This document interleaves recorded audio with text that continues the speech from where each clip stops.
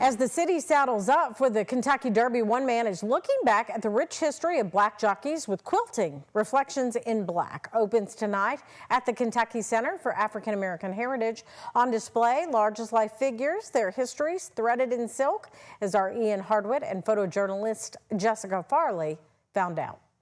These men, when they rode and when they performed, they were the LeBron James, they were the Michael Jordans of their day. Superstar. It's what Eugene Poole Jr. sees when he looks into Willie Sims' eyes. My work doesn't blink.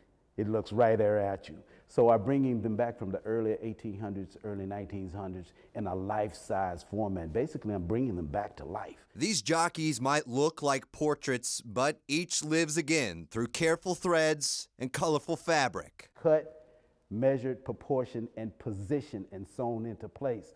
So just think about the hundreds upon hundreds of pieces that are on each one of these, if not thousands of pieces that go into this. With every stitch, Poole felt the weight of 175 years of history captured here. I have such a responsibility to make sure that this is accurately correct.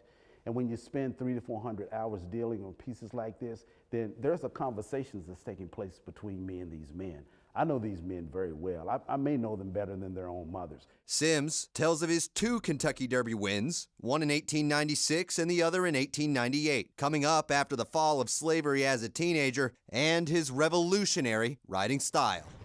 Over 100 years later, jockeys still ride up high like him, floating above the saddle. After Willie Sims did that, they completely innovated and changed racing history by the way that the jockeys are crouched up on the front shoulders of the horse. So it's amazing what he did. Poole hopes his work helps that history survive. If no one else wants to venerate that, then we as African Americans should venerate it. We should go out and we should not forget what our forefathers and ancestors had contributed, not only to themselves, but to the whole of America. A nationwide footprint that started right here in Kentucky. In Louisville, Ian Hardwitt, WHAS 11, on your side.